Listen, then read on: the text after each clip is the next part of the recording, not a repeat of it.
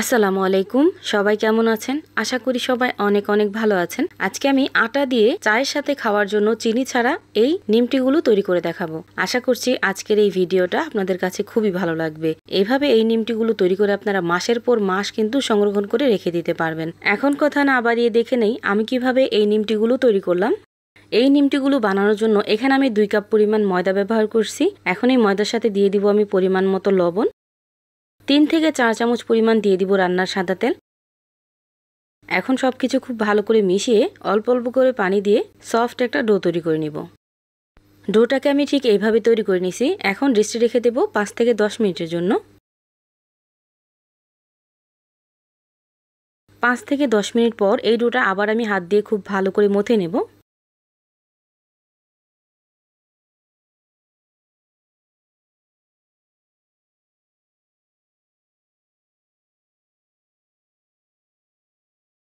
ডোটাকে আমি খুব ভালো করে মথে নিছি। এখন এখান থেকে বড় একটা লেচি নিয়ে নিব। আর এই লেচিটাকে এখন আমি রুটি বানিয়ে নিব। আর অনেক বেশি পাতলা আর অনেক বেশি বড় করে এই রুটিটা তৈরি করতে হবে। এতে করে কিন্তু নিমটিগুলো একদম পারফেক্টভাবে তৈরি করা যাবে। আর রুটি বেলার সময় অবশ্যই এখানে কর্নফ্লাওয়ার ব্যবহার করবেন, এতে করে রুটিটা অনেক বেশি পাতলা হবে।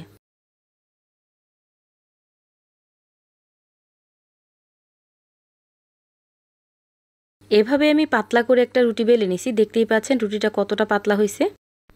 এখন আমি এই রুটিটা দিয়ে নিমকিগুলো বানিয়ে নিব। এখন এই রুটিটা দিয়ে আমি নিমটিগুলো বানিয়ে নিব। প্রথমে উপরে দিয়ে দিলাম আমি 1 চামচ পরিমাণ রান্নার সাদা তেল। তেলটাকে দিয়ে খুব ভালোভাবে মেখে নেব। তারপর উপর দিয়ে দিব আমি কর্নফ্লাওয়ার। আমি কিভাবে করতেছি আপনারা একবার দেখলে কিন্তু বুঝতে পারবেন আমি কিভাবে লেয়ারগুলো দিতেছি।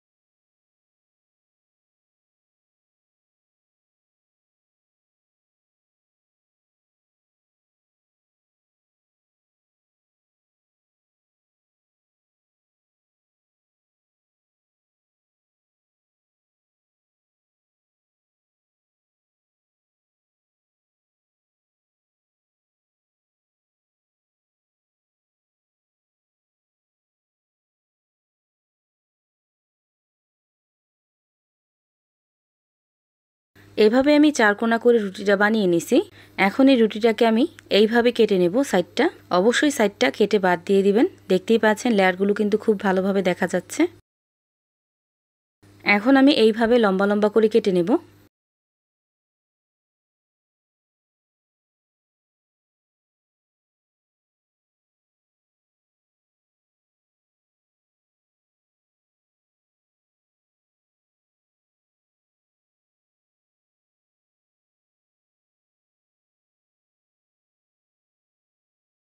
এভাবে আমি লম্বা লম্বা করে কেটে নিছি। এখন মাঝ বরাবর এইভাবে একটা পিস দিয়ে নিব। এখন যেহেতু অনেকগুলো লেয়ার তেলে দেওয়ার সাথে সাথে কিন্তু ছিঁড়ে যেতে পারে বা খুলে পড়ে যেতে পারে, এজন্য একটা সুতা দিয়ে এইভাবে একটু বেঁধে দেব যাতে করে লেয়ারগুলো ছুটে পড়ে না যায়। এভাবে আমি সবগুলো বানিয়ে নিছি। এখন আমি তেলে ভেজে নেব। তেলে ভাজার জন্য চুলার আঁচটা কীরকম রাখছি আর তেলের গরমটা কীরকম আছে দেখে নিশ্চয়ই বুঝতে পারতেছেন। ঠিক এইভাবে গরম অবস্থায় আপনারা এই নিমকিগুলো ভেজে নেবেন। এভাবে আমি একটা একটা করে সবগুলো নিমকি এখানে দিয়ে ভেজে নেব। আর তেলে দেওয়ার পরেই দেখতে পারবেন আস্তে আস্তে কিন্তু লেয়ারগুলো খুলে যাচ্ছে। একইভাবে আমি সবগুলো নিমকি দিয়ে চুলার আঁচটা মিডিয়ামে রেখে মচমচে করে ভেজে নিছি। এখন আমি উঠিয়ে নিব।